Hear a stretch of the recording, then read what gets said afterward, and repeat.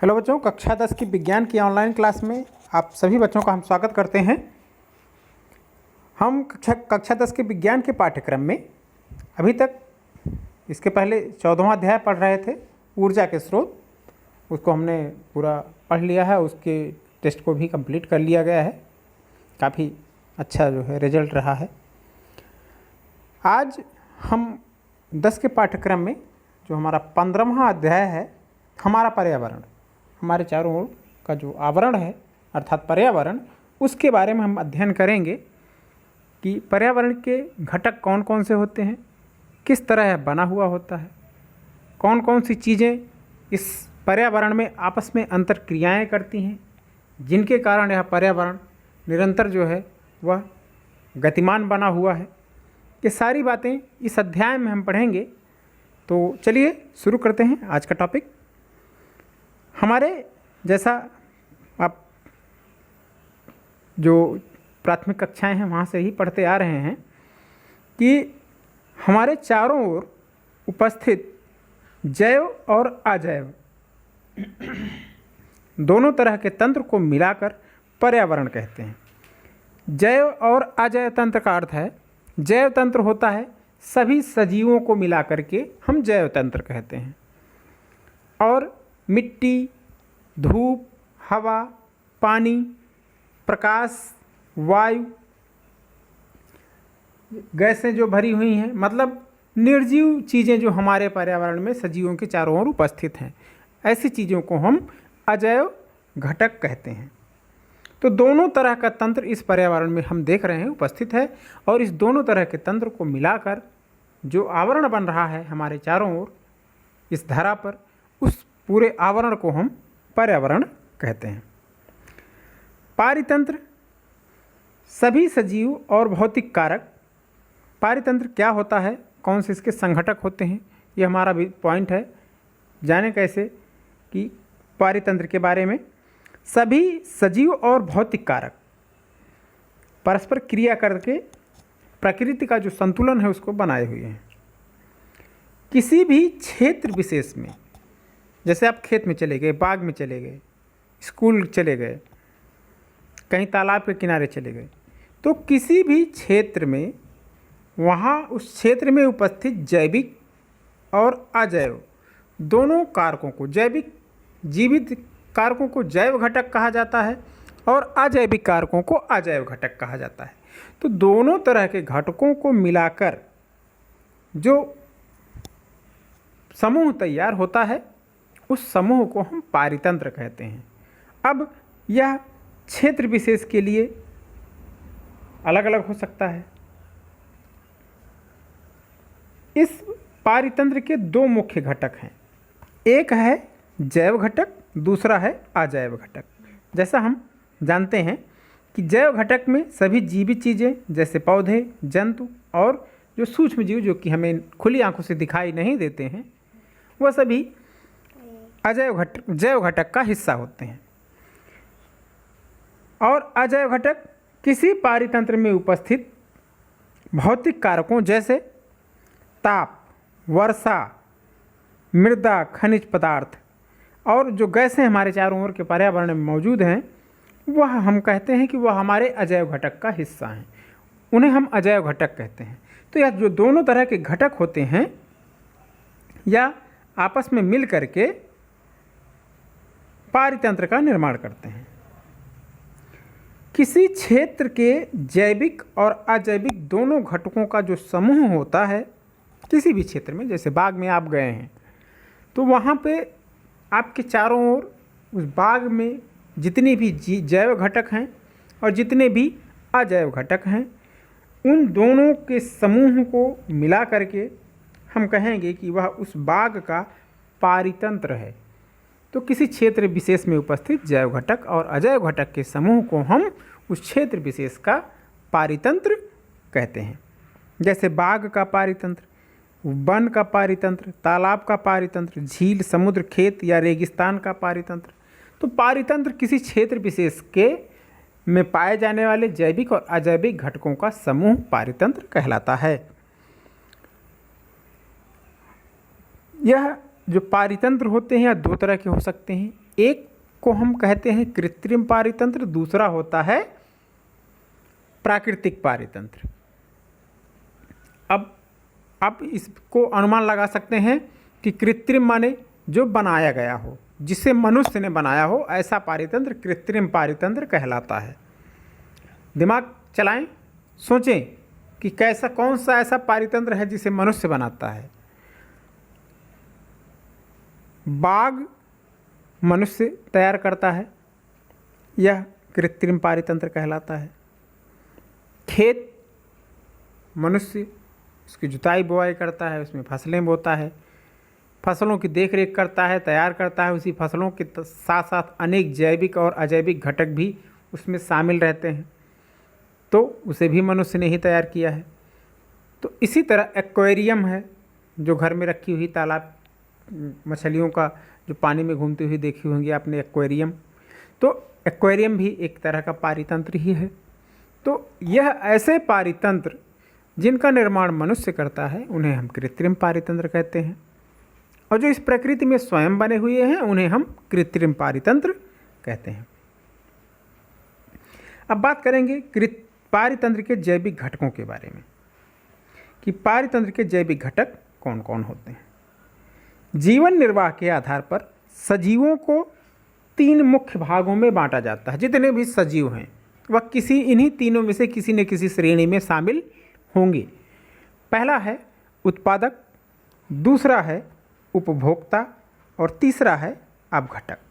तो पारितंत्र के जितने भी जैविक घटक हैं, किसी भी पारितंत्र के जो जैविक घटक हैं वह इन्हीं तीनों श्रेणियों में शामिल होते हैं।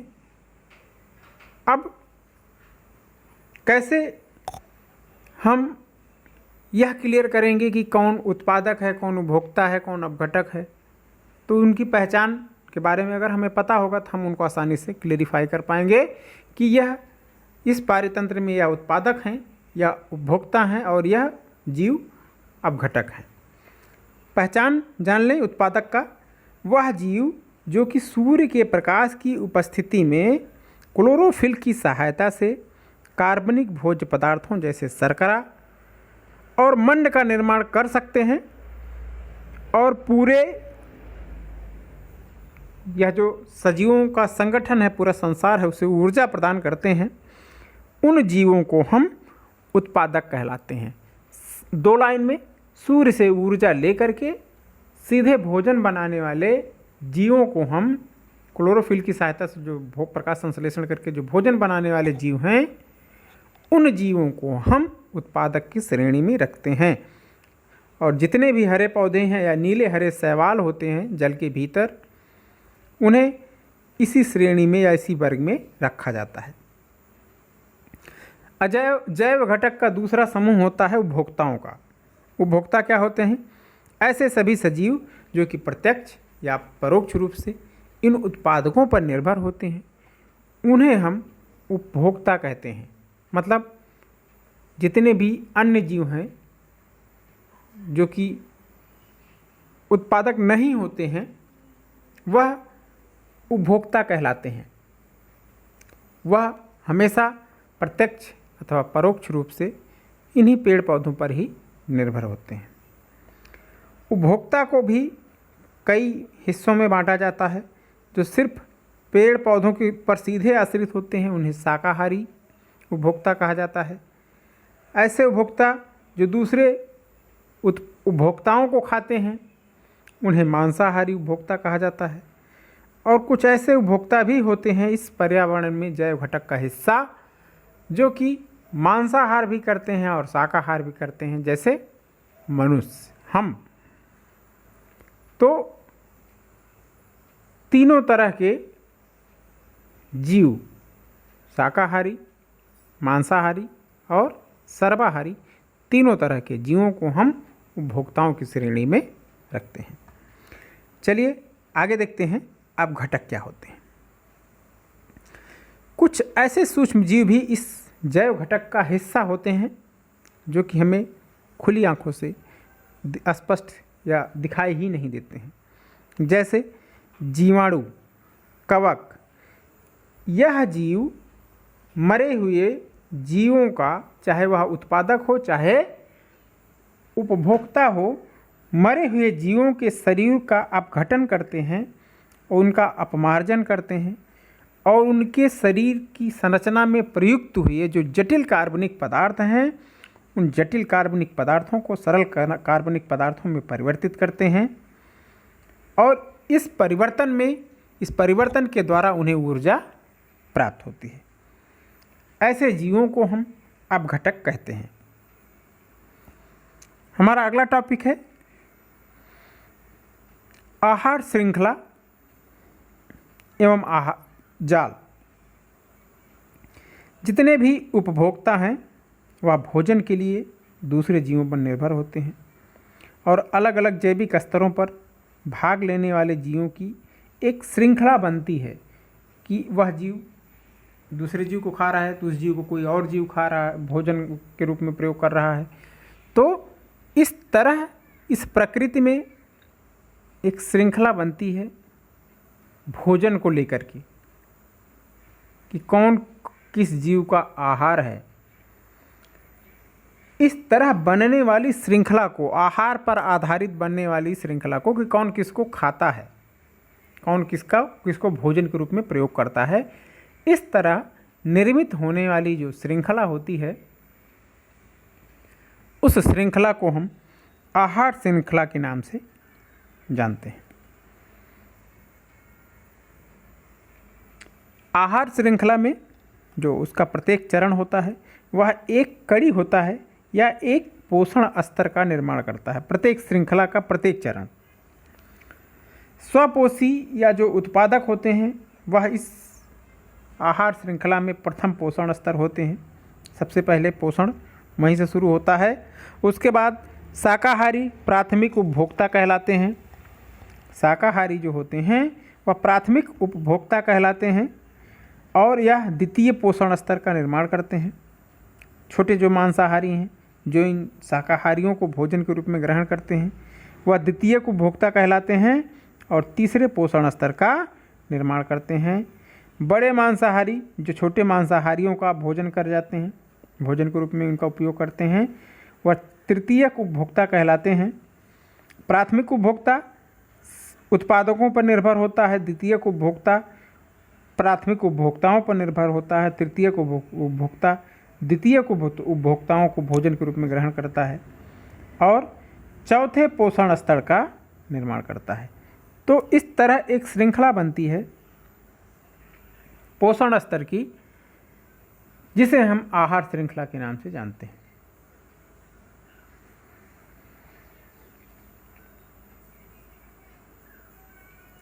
इस प्रकार ऊर्जा का स्वपोषी से लेकर अपघटकों तक एक ही दिशा में प्रवाह होता है। शुरुआत होता है उत्पादकों से और समाप्त होता है अपघटकों तक। उसके बाद वापस ऊर्जा पर्यावरण में अपघटकों के माध्यम से मुक्त हो जाती है। ऊर्जा के इस प्रवाह का जो अनुक्रम होता है वह कुछ इस तरह आंका गया है, इस तरह वो कैलकुलेट किया जाता है, उसकी गणना की जाती है। कैसे? जो हरे पौधे हैं वह सूर्य से जितनी भी ऊर्जा आती है पृथ्वी पर, उस ऊर्जा का मात्र 1% भाग, जितनी ऊर्जा सूर्य से पृथ्वी पर आती है कुल ऊर्जा का मात्र 1% भाग ही भोजन के रूप में परिवर्तित कर पाते हैं। सूर्य से आने वाली संपूर्ण ऊर्जा का सिर्फ 1% भाग भोजन के रूप में परिवर्तित करते हैं और हरे पौधों को जो खाने वाले जीव हैं, जो इन पर आश्रित होते हैं, अर्थात प्राथमिक उपभोक्ता, जितना भोजन खा लेते हैं, जितना भोजन वह खाते हैं, उस भोजन का मात्र 10% भाग ही उनके भीतर संचित रह पाता है। अन्य ऊर्जा के रूप में, वेस्ट के रूप में उनके शरीर से खर्च हो जाते हैं। तो जितना भी भोजन वह कर लेता है उसका 10% भाग ही उसके शरीर में प्राथमिक उपभोक्ताओं में संचित रहता है। और प्रत्येक स्तर पर उपलब्ध कार्बनिक पदार्थों की मात्रा का औसतन हर प्राथमिक उपभोक्ता 10% जितना भोजन करता है उसका बचा पाता है। इसी तरह द्वितीय उपभोक्ता जितना भोजन करता है उसका 10% बचा पाता है, बाकी खर्च हो जाती है ऊर्जा। इसी तरह तृतीयक उपभोक्ता है। तो यह हमेशा अगले स्तर तक 10% ही पहुंचता है।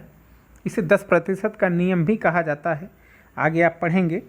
तो हमेशा ऊर्जा जितना वह पहला स्तर ग्रहण कर रहा है उसका 10% ही अगले स्तर तक पहुंचा पाता है।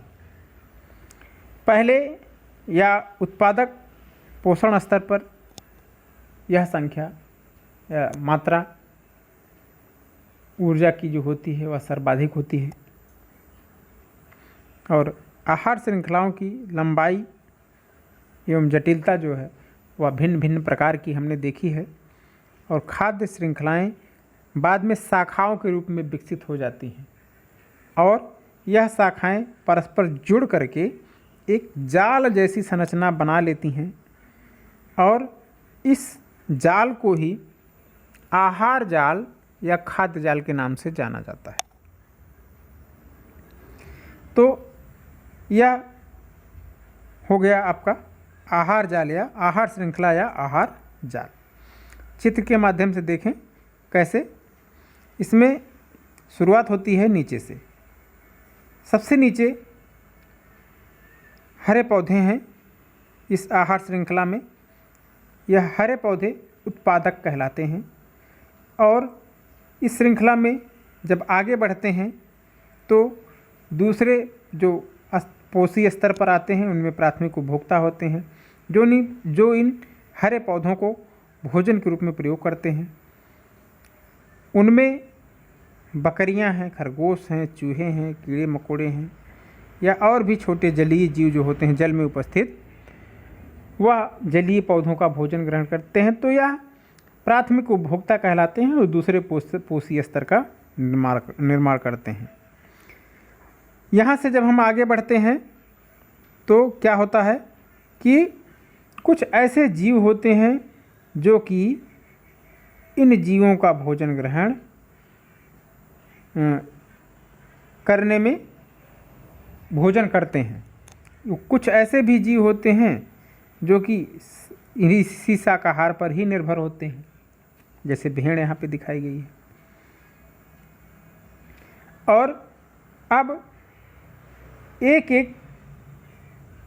यह एक श्रृंखला के रूप में हमें दिख रहा है कि कैसे पेड़ पौधों को बकरियां खाती हैं और उन बकरियों को शेर खा लेता है।